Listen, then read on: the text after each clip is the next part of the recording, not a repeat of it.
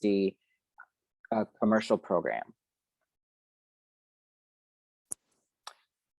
There are other investors who are launching incentives for green buildings. Some of them are technical assistance, others are launching discounted interest rates. Again, there's case studies that are described. And with these, you can actually get the link and we can walk through some of these case studies to show you where they are on the website. One of the main reasons that people are going with us and starting to launch these programs is that we have shown that the incremental cost for green housing also works on the commercial side, but we're going to talk about the green housing today, is much, much less than previously thought. Ooh, somebody came through some noise. There we go. To reach the EDGE standard, which is 20% efficiency on energy, water, and materials, we're showing it's only about 1% extra in incremental cost. But developers, or there's a housing fund in this case, like IHS in South Africa, have told us that they actually were able to bring that down even to 0.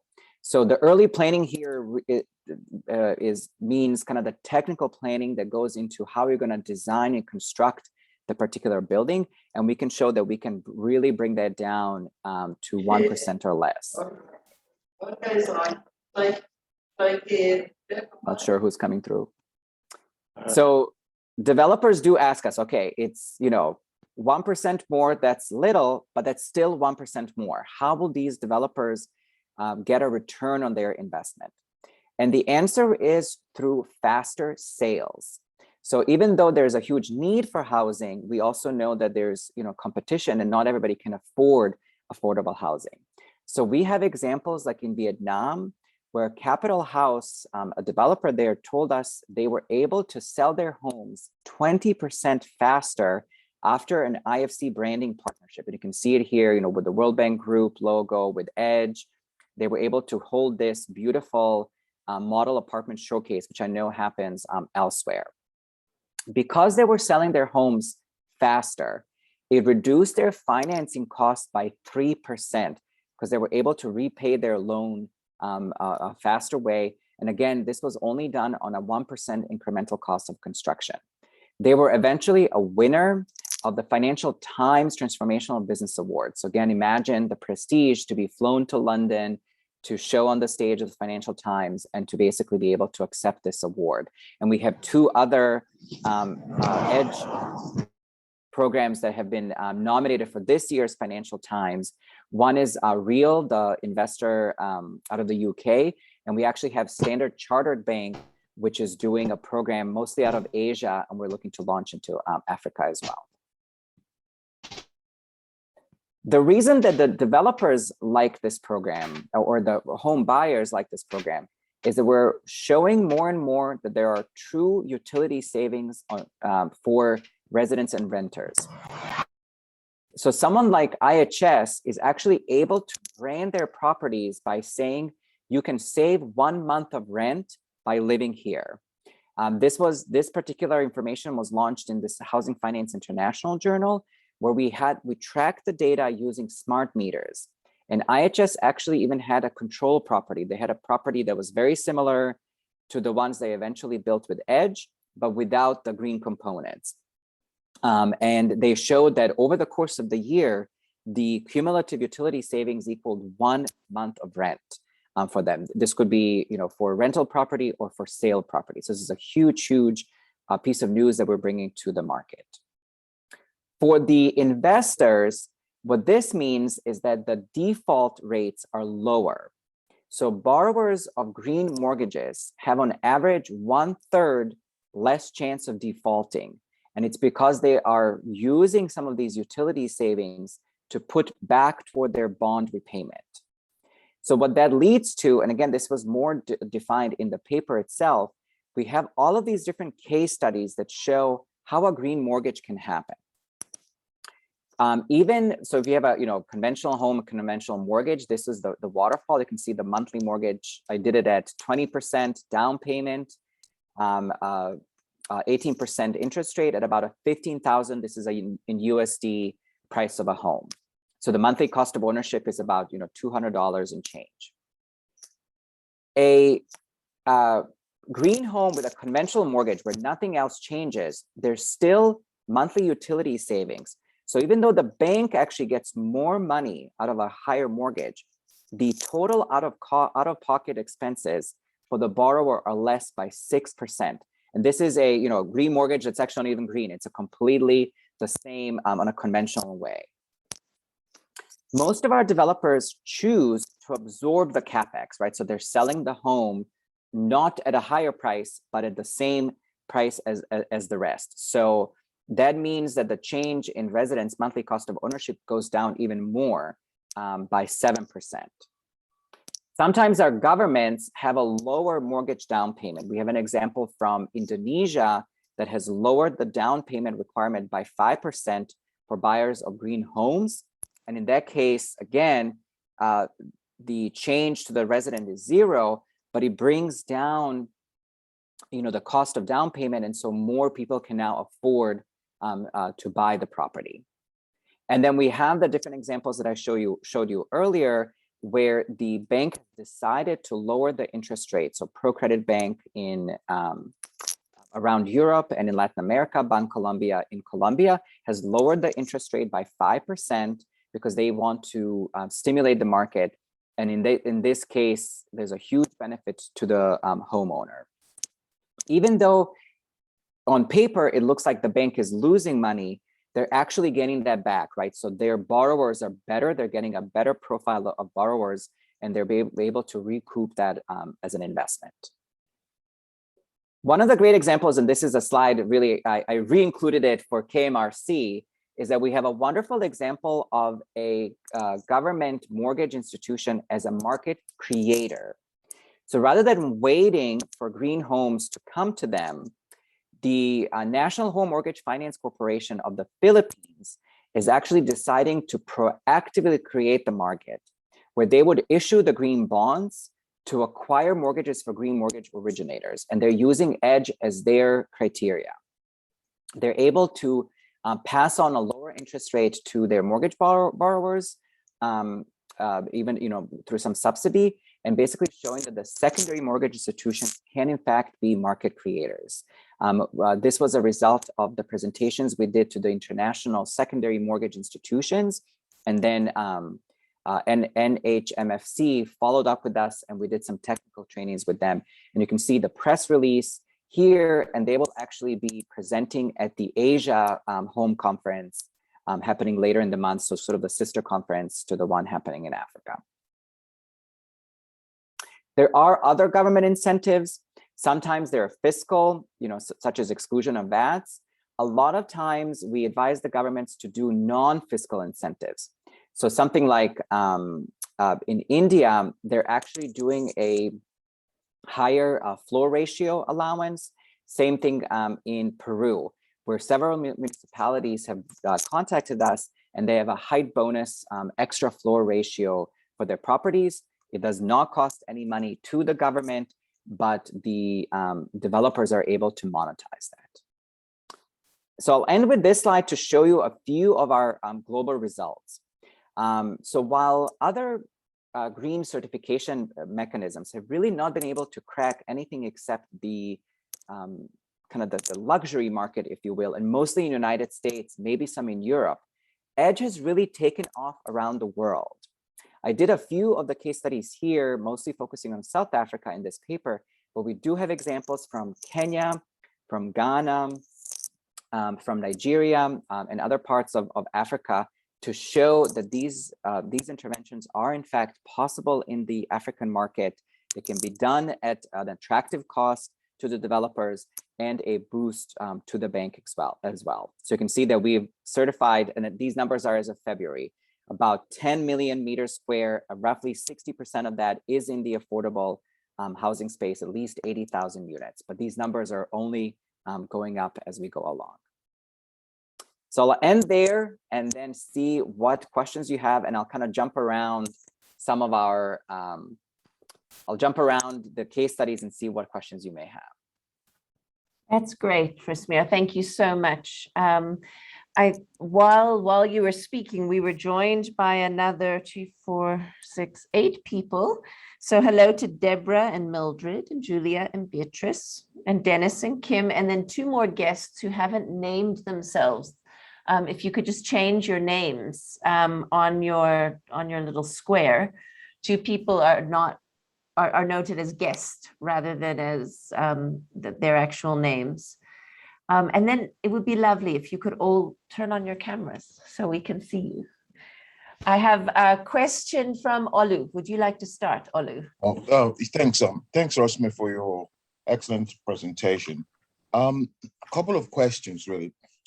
The first one was trying to get from you an understanding of I suppose, the environmental context that needs to exist in some of these countries to enable the take-up, especially when you talk about Colombia. I think you've mentioned some of the government incentives. And the reason I'm coming from that angle, primarily because, I wear 2 hats.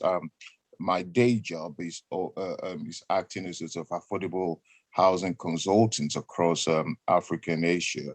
But my other passion is being a co-founder of a development company that is actually trying to build affordable housing. And we've been in contact with your colleagues. So I get it, and we want to do it, we want to implement it. But some of the challenges is around, you alluded to, but some of it's about consumer behavior and consumer education. And to what extent does that need to take place first in order to make a green home attractive? The other question I had was also some of the constraints we face is actually professional expertise. You'll be amazed that in a country like Nigeria, trying to get architects that do understand the building, the green homes and what needs to be in place, that you can come with an affordable solution. You cannot underestimate the level of technical support that is needed to help the profession. So I've just highlighted some of the constraints and context that I think needs to be addressed in parallel in order to encourage take-up. And I just want to see whether in your experiences elsewhere, these are common themes or they're just unique to Nigeria and possibly other African countries. Mm-hmm. To me, I think the key element in success are the developers. I don't think you need to go, and have this massive campaign to educate the consumers. It really is the relationship with the developers, because if they understand that this is a benefit to them, then they'll be able to work that out in the end. The one part of, if you will, consumer education really was marketing, because we want to work with that particular developer, and Edge has those resources. So even though this is a affordable housing, I will say that we find that Edge is the best way to move that forward. I'll go back and share the screen as well. We have a marketing toolkit that can actually show you some of the things that you can do, how to create a video, how to create a social media campaign, how to launch that model apartment showcase. Edge now has a plaque. You can create a billboard that basically says we're certified by the World Bank Group or in partnership with the World Bank Group. And these are some of the branding elements that people really, really like. So the example I showed from Vietnam, in the past, that particular developer would have just had a passive apartment where someone comes through, they see what the apartment looks like, they walk away. What they decided was to up their game, right? So they did the branding with the World Bank Group logo. They actually brought out a few of the pieces. I think they had some insulation, some solar panels, kind of cool things that people can sort of play with in the end. And that's what attracted people in, and the press actually showed up. So let me show you that part, and then I'll show you some of the technical expertise for Nigeria and other countries. So the marketing toolkit is I'm at the edgebuildings.com website, and this is where the marketing toolkit lives. This is really, I would say, to the developer themselves. It can also be to the financial institution that's funding this developer. So this is, how to add Edge to that showroom. This is an example. This is the full picture of what we showed from Vietnam. If you want to do something like a brochure, we have an example of a brochure that someone else created. Social media campaign, we have links to Twitter, Facebook, LinkedIn to show you how that can be done. Putting something like a video where we've done these handover ceremonies and we helped shoot them. All of that IFC can help you with once that project is ultimately certified. The good news for you is that the technical expertise already exists in Nigeria, because I can't share because let me see, I may have to like bring it down. This is the problem with these controls. Sometimes they go up to the top of it. So we already have a lot of certified or accredited, I should say, edge experts in Nigeria. So I brought Nigeria up. Let's see, this is the full list. So 1, 2, 3, 4, 5, 8, 9, 10. So there's at least 30 people that are already accredited edge experts in Nigeria. They can be contracted to become an edge expert on your project. Many of our certifiers actually provide free technical expertise to the developers. So if the developer is saying, yes, I want to certify, the certifiers will actually provide 8 hours of free technical expertise to you. If you say, well, I want to become an edge expert, that's great. You can do that as well. You can find out information here from Edge Expert Training, or from here, how to become an edge expert. And there are online trainings all the time. That's a self-paced one that you can do.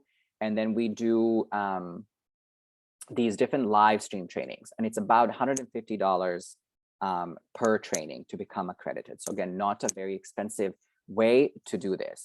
Once you become accredited, again, with some of our certifiers, they will give you a 10% discount on your certification fees. So, for just $150, that you can then become an edge expert internally and be able to serve as a technical expertise for projects throughout.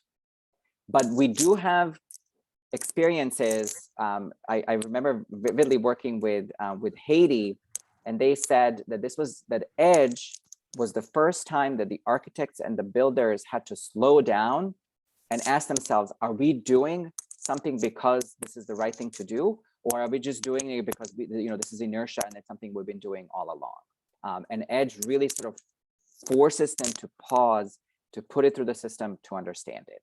But it's a completely free software that allows you self-assessment, right? So you can go through and play with it and download it and work on your particular project in the end.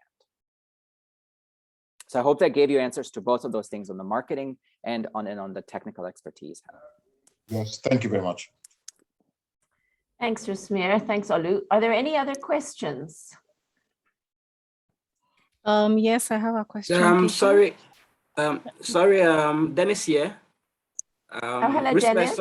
Yeah, sorry, I'm unable to show my camera because of my low bandwidth. I'm actually traveling, so yeah. Okay. But I wanted to also add a little to Molu's question.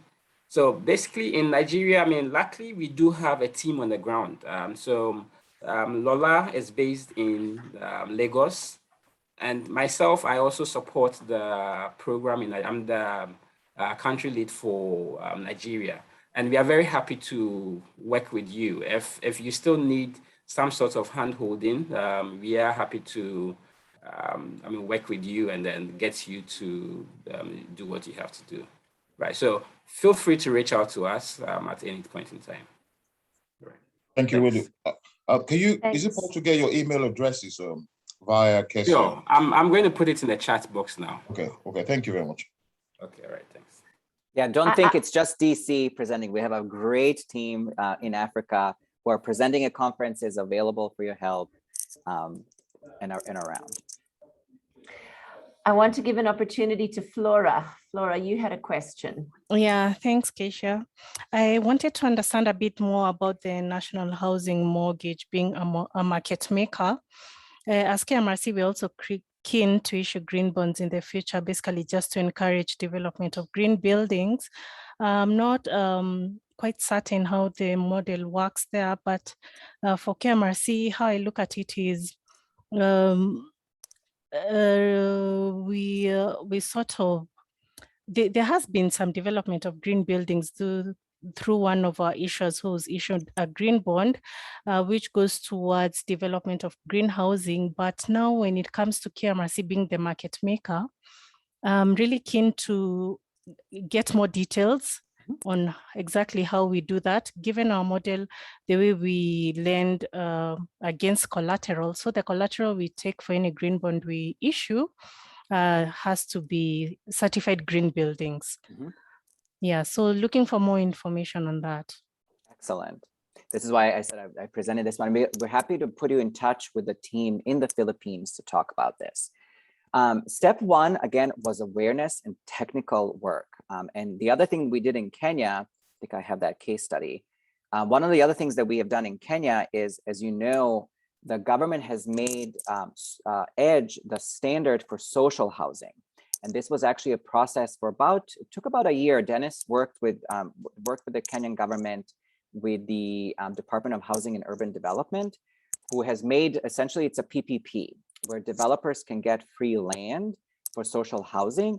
But in order to get that free land, the criteria is that they have to be able to go through the EDGE process. What we did is we helped the government understand that reaching the EDGE standard isn't going to be sort of undue burden for the developers. We work with them through the Kenya Green Building Society, so they're a huge ally there. This again is the same thing for anywhere where there are kind of green building councils or societies. We work with them as a major stakeholder, and we did a series of technical workshops to help them understand this is doable. It is not going to break anybody's bank. And these are the benefits to the developer. These are the benefits to the government. These are the benefits to the homeowner. So we can, again, repeat that process in Kenya as well. And Dennis now is physically based in Kenya, so he's able to do that work. What Philippines did is they basically said, you know, we are going to launch a green bond, and we will buy your mortgages, you know, off as a securitization if they are certified. And in this case, it was with EDGE. When we work with different governments, we don't require any one standard. They can be, you know, certified with anything. But EDGE helps because, again, it's achievable, and it gives you the percentages. So you know what, you know, 20% mean, whereas you may not know what Green Star 4-star means, right? You don't actually know how that compares to the market. EDGE will tell you, this building is 20% better, 30% better, 40% better. It's very, very quantified. And so again, the second step, after we finished the awareness with the mortgage company, we did an awareness in the market. We went back and did a series of webinars with NHMFC. It's a long acronym. Kenya acronym is better. Where we, again, show to the developers, this is how you can engage. There's a very specific way for you to sort of go through this program and do this. That education went to the banks, and it went to their ultimate developers as well. So it's really about kind of putting the requirements, putting the education, and putting the other pieces. There is, and I think you should have received this before, there is a press release for this announcement. So that's here. This was done in the Philippines papers, and I will send around the recording of the session that NHMFC did for the market as well. I just have to figure out where that is. And as I said, they will be participating in the Asia Housing Conference, so you'll be able to catch them there as well. Great, thank you. Very useful. Looking forward to linking up with someone in the Philippines. Great, and I know IFC and the World Bank are interested in investing in that green bond, so it'll be a really, really great, great place. Thank you. One of the things I didn't show here. Oh, go ahead, Dennis, because I'm. Yeah, and I just wanted to know we had we started discussions with KMRC, and we see a lot of interest. So maybe I would bring you in our next meeting so you can be updated on what's happening so far. One of the things that we're showing over and over is that green bonds get more interest than regular vanilla. I call them brown. They call them vanilla, but I'm going to call them brown bonds. And there's a lot of information coming out of the Climate Bonds Initiative which is basically showing that the investor interest in a green issuance ultimately lowers the interest rate for the bond issuance. You may know that actually in Kenya, the very first green bond was done for Edge. It was not done by a bank. It was done by a corporate, and they used Edge to launch the, it was Acorn to launch Edge for student housing. I have since learned that we're going to write a white paper on this with the Climate Bonds Initiative, is that there have been 3 bonds issued by corporates, so by non-financial institutions in Africa, 3. 2 are for green buildings. One was done for Acorn for student housing, so very similar to housing in Kenya. The other one was done by Cosmo in Cote d'Ivoire for a shopping center. And Cosmo was actually able to lower their corporate interest rate on their shopping center by a whopping 1.5%. And it's because, again, of this idea of the oversubscription of lots of different people being interested. You can see someone like Vinte had access to institutional investors, to other development finance institutions. Bancolombia had 72 new investors that had not previously invested in them. So, if you're a new institution like KMRC, or even an established financial or corporate institution, going through the green bond issuance, if that is available to you, really is going to bring more investors to you, and actually could lower your interest rate in the end. And we have lots of learnings on this. That's great. Thanks, Rasmir. Are there any other questions? I've got a bunch, but I would love to hear from you. I have one. Alicia, yes, go ahead. Yes, I'm thinking from a legal perspective, and thanks, Rasmir, for that very enlightening presentation. Is there any anchorage, speaking from a lawyer's perspective, is there any anchorage in law? Are we seeing any trends towards legislating on the green initiatives globally? I mean, Absolutely. yeah. Here just you so go. that we, So these are the government-led I missed this slide. incentives Okay. that have already been launched. So our website for governments, for both local and national governments, has additional ideas that they can do. So in Kenya, as we said, there's that free lane for social housing. I talked about it, but the government has also made green bonds tax exempt. I'll have to, Flora can help us know. I'm hoping that this has continued. It was a temporary tax credit, but I believe that it has continued. So we actually have a ready-made workshop for cities and national governments that explain to them different ways that they could go through incentivizing green buildings.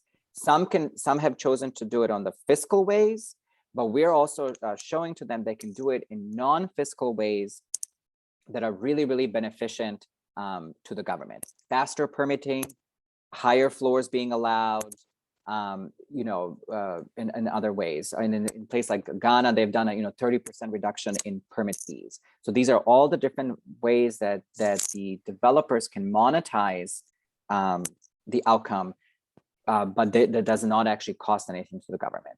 Again, key piece is awareness and education. We're working with Jordan right now, which actually has launched an incentive, but they made it too cumbersome. And so only about 10 different buildings have used it. In Lima, in Peru, where we went through a extensive stakeholder education and made sure that the incentive was right-sized for the private sector, we have hundreds of buildings. And I think that's the difference. It's the awareness, it's stakeholder education, is making sure that everybody's on board with what you're trying to do. So most of this is really incentives, right? We don't have any. Do you have any examples of actual policy directives from government, or can it only remain incentive driven for now? We actually have an entire paper on what it would take to raise the bar. So there's 2 types of ways that governments can do this, right? They can go through regulations, kind of just raising the bar and making a code, or they can provide incentives. we find that just raising the bar is not enough because the governments typically cannot enforce it. So putting out a law that says, well, this is our green building code and everybody has to do it without the ability to enforce that law actually may hurt the case. So the better way to do it is to put the sweetener. The head of the Green Building Council in Mexico had this wonderful saying, you can do sticks, carrots, or tambourines. And we're saying sticks sometimes work, but not really. Carrots work a lot, but it's really the tambourines. It's the education. It's talking about it. It's doing this work where we can really explain to you and say, you know what, it actually does work. And here's a great and fabulous case study. I love that. I'm a serious tambourine player. Excellent. Are there any other questions? Yeah, this is Samuel. Can you hear me? Yes. Yep. Yeah, my question rather, I mean, I'm originally from Ghana, but I'm based in the United States now. And from what I've read and watched over YouTube and stuff, most of the directives of these green initiatives have been targeted through like developers and established builders. But if you look at Ghana, most people who build houses are self-built. So how do you incorporate these informal builders and these informal home builders into structures like these that would allow people to be able to take advantage of, for instance, Ghana, there's 30% incentives and stuff. How do you incorporate that? Dennis, are you still online? Would you like to? Yeah, I'm still here. So yeah, I think it's not just Ghana. In a lot of the sub-Saharan African countries, Nigeria, Kenya, is still same. Informal housing, it's really the thing. Now, what we have been doing so far is encouraging prospective homeowners or people that are building to use the Edge app. So the software, it's able to guide people on exactly what measures they can include in their projects to get them to be energy efficient or water efficient. So that way, even if they don't get the project certified, right, they are making a conscious effort of making their buildings better. Currently, what we have focused on mostly has been the formal housing sector. That has been our strategy for now. I mean, it's the very first step. Once we get that industry to really change their mindset on how affordable green buildings can be and how easy they can actually incorporate that in their operations, then it would become a norm, and people that are doing their own incremental and then informal housing can also follow suit. So that's what we are doing. I mean, we've seen that challenge that yes, not all the housing is done by the formal sector. There's a greater proportion that is done informally. Yeah, but all we can do from that side, it's, I mean, create the awareness, provide a capacity building so that these guys can be able to at least use the software to check what they are doing. Basically, I think our approach is we have to build the business case. We have to build a body of evidence that shows this isn't going to break your bank. This is something that's achievable. I think the biggest obstacle to all of this is people think green means 20, 30% more. It doesn't. It means some upfront investment, yes, maybe 1% more, but then huge savings in the end. And so going through the developers is ultimately easier, right? So we can work with one developer and get to 100 homes. We don't yet have that capacity to work with 100 individuals quite yet. So I think our call is work with us. Let us make sure that we at least crack this in the formal sector to get these projects going, to build that business case, and then that's going to trickle down to the informal sector. But I think the formal sector is where we just have to start. But let me just add a follow-on question, because if you think about it, the reason why people take 10, 15, 20 years to build is because of the cost of building the house, whether you're using green or not, okay? So if green is going to save them 30% ultimately, shouldn't you try to look at the solution that you're providing from their viewpoint, right? And work with them. So if I have somebody in my village in Anyako who basically have saved enough to start buying, cement blocks, right? And you can tell them I have alternative solutions that would allow you to cut 30% off of those cement blocks that you're trying to use. Why wouldn't they go that route, knowing that they can shave off at least 30% of the number of years it would take for them to build it? So what I'm trying to say is that we keep trying to push these solutions from the top down versus going from bottom up, talking to these people and trying to find solutions that are green and still save them money and allow them to build faster, right? But that private question and comments. But I have another question regarding the mortgages, right? And that is more of the fact that I heard you say, mortgages, green bonds, green mortgages will save you money, maybe 1.5%. But the question is it the novelty effect that's creating this, whereby once it becomes commonplace as a financing instrument, then you see the increase back up to the mean, right? Is that possible? Have we taken that into consideration? Keisha, do you want to answer first? I saw your finger. No, I'll come in after you. You can, Okay. that's a particular question, but I do have some thoughts.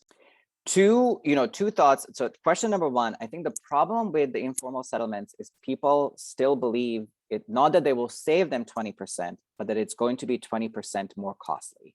And that is the part where we have to break through, through that piece. This is where I think we do need government collaboration. We need your collaboration, and it has to be a public campaign to get that education. IFC may or may not have that particular reach. We can work one-on-one with developers. We have to break through this. This is, I think, the toughest part. On the second part, I think we are years away from green mortgages being the norm. So there's really still lots of ask for. You can see how this particular market for green bonds is growing, and this isn't going to stop quite yet. So we may have 10, 15, 20 years of that still growing, but at some point it will become the norm. And the idea is that people are going to start to ask for it, but at that point we go down to net zero. We're going to actually have houses fully powered by solar. They're going to actually be net zero homes. They're going to save lots of money to people. So it's not like we are stopping at 20% efficiency. The goalpost does keep moving, and our ultimate goal is for all of these homes to be net zero carbon. And but hopefully by the time that a green mortgage is boring, maybe that's when affordable housing becomes really interesting, and then investors will be focusing there. So I think that it's, we're going to be playing with the spin all the time in trying to. It's all of these savings. This has not been communicated enough, I think, to the homeowners nor to the banks, that this approach to green. And let me kind of just tell you, what IFC considers green can actually be some old building practices that kind of fell out of favor. So a lot of what we are preaching, if you will, is orientation. It's windows, it's natural ventilation, it's ceiling fans, it's putting paint over your roof, or even having a green roof. It's actually creating passive design that is, would be considered green, but it's not costly at all. It's just making some smart choices in the way that you orient and you position your building. And there are pieces of that. I went to the lady who rode out of Africa, I forget her name, her house in outside of in I guess it was in Kenya. It was so cool inside, and I vividly, it was a very hot day, and we walked in this home, and I'm like, it is very nice and pleasant in here. And truly, we have forgotten that. We have forgotten how to design homes that are going to be pleasant for the occupants, and we're bringing some of that piece back through Edge to say there are some very, very smart things that you can do that actually is not going to cost you anything. And you can see that, you know, window to wall ratio, you know, reflective surfaces, shading devices, all of these things do not actually cost money, but are in fact a green measure. And I think people have forgotten that. Rusmir, I think that there's a real opportunity here. In fact, both Dennis and Rusmir, there's an opportunity here to think about, just thinking about the direction of this conversation and work that we could do together as CAF and the AUHF and EDGE together. Dennis and I, in a meeting last week, were having a conversation about retrospective certification of existing buildings. And to do that, so we can do that on an institutional level, and that's lovely. We were talking about Kenya in that context, but we could also, it might be worth thinking about how do you do that for individual homeowners' buildings that then starts to create the incentive, that creates the argument on the household side, that then at the same time, we lobby and engage with the government to respond to the points in the same way that you do in the corporate world. Because I mean, there's quite a big difference between informal settlements and then owner builder homes, which are developed, and there's a huge range there.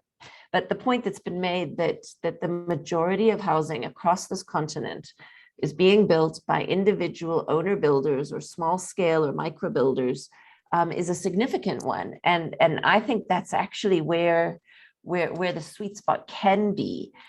So it might be an interesting thing just to explore how might we pilot an intervention that would promote it in that way. The second point that I just wanted to raise is looking at your presentation, the role of the state as providing the carrots and the tambourines, right? Or the state provides the carrots and IFC Edge provides the tambourines. That itself also has a cost. And I was wondering if there has been a cost benefit on the state side. So when they provide an incentive for buildings to be green, usually it's that they're just foregoing revenue, right? That's a lot of them are like that. Has there been a cost benefit that way? Because what the AUHF would do with you would be to lobby governments to offer more of those incentives. That's great. So I have a different presentation, but I'm going to show that to you because I think this will answer both of those questions actually. So one of the ways, one of the examples that we do have is the ability, and it can be a collaboration with the government, where we issue labels for individual homes or individual buildings. This is the work that IFC did for Mongolia, where we went through and basically made Edge kind of the internal engine for energy performance certificates. I know South Africa is looking to do this, and we can work with different cities to be able to do that part. There has to be a very, very clear arrangement with the government that this is possible, because it is, you know, quite costly for us to actually do this, and it has to sort of be one of our countries. But you know, issuing things like this, like labels, which we know are happening all over Europe, as a government kind of requirement, that is the part that can happen. On the second question, one of the main things that we want to work with you on is to break the notion that an incentive has to be foregoing revenue. Because in the example from Lima, from Peru, it actually became a win-win situation. The government was saying, we'll give you, I think they went down to 3 extra floors for residential buildings on the same plot of land. The building had to be certified, and the city really wanted a green roof. They were very concerned about urban heat island, and so they also required an urban green roof. This actually brought money to the government because the developers were now selling more units on the same plot of land through this permitting. And so through income tax and real estate tax, it was actually a net positive benefit to the government. They did not give up anything, you know, besides a few workshops with their developers. It brought income to the developers, It brought income to the consultants who were then, were able to sort of guide the developers through, and it brought income to the government, and it brought actually income to the owners, because we ran it up, and basically the annual utility costs saved in about 1,000 units that were certified as of this case study. They were saving about $400,000 a year just in Lima with the units that have been certified. So that are, there are many more units certified on design and going through construction, but the ones that have been post-construction, there's a significant saving there. And the other part to the government means that if you're building 100 homes at 20% less utilities, you can build 20 homes more without having to provide the additional utilities. That means electricity, sewer, water, right? You can ultimately build more for the same services that you would normally provide, because each of those apartments is using less of that particular resource. So can you provide a link to this presentation? This looks really interesting. This one I think is internal, but this case study is in the paper. So the case study for this is in the paper, and it's I think I just have a different version of this in the one that we shared. So this is okay. Okay, cool. Oh, that's great. Example from Lima. There's example from Lima. Okay, that's great. And we can see there's the further resource connection to that. That's cool. We've come to the end now. I wonder if there's any last minute burning questions, or I suspect So Casey, just a quick one. The paper is not accessible. It's on the peer wall. So it's I think I sent an earlier request to see. I know it was the only thing. Casey, you may be able to access it through your library. I wasn't able to send it out. The good news is that the case studies are all available. So the paper just kind of packages it together, but each of these case studies already existed online. So we can go back and ask, we had an opportunity to provide it as a free resource, but we didn't get in time to do the procurement. So I'll go back to our folks and say, folks are asking for this as an open source resource. So we may be able to do that for the future. Thank you. But you go through the PDF, and then, as I said, each of the case studies is already described, and we just kind of package it together from the existing resources. No, I have one last question, just one last question, because I'm trying to compare LEED with EDGE, right? Because for me, night and day. It's night and day. Right. And that's the question I'm going to ask. How have you localized EDGE to fit the local environments in terms of the building materials and all the resources available in those local areas? That's one part. And the other part is in terms of commercializing these buildings, right? Because, for instance, I had a company built in Liberia. They built eco-friendly buildings, but the Liberians didn't want to buy it. So, because they were expecting more modern, westernized buildings, right? When these guys built to the community, they used local resources and built eco-friendly housing. I don't know, you guys might look them up. It's called Broad Cove Eco Homes, 45 miles outside of Monrovia. But that's the question that I have. So, okay, this is our last question, Rusmir. No worries. We work with local green building councils, with EDGE experts. The latest EDGE baseline actually went through a 2-year review period for us to decide what will be considered a baseline. We looked at things like, have LEDs become, available everywhere, or maybe just on commercial. We looked at, what are the things that people are using, and we're building that into the EDGE baseline. And it was a very extensive back and forth process with our stakeholders. When there's a Green Building Council, they vetted for example, when EDGE was launched in South Africa, it went through a month-long working group that included brick makers, it included Green Building Council, it included both green and non-green industry members. EDGE looks at all of the different climatic conditions, and the whole idea behind it is you're choosing things that make sense for that climate.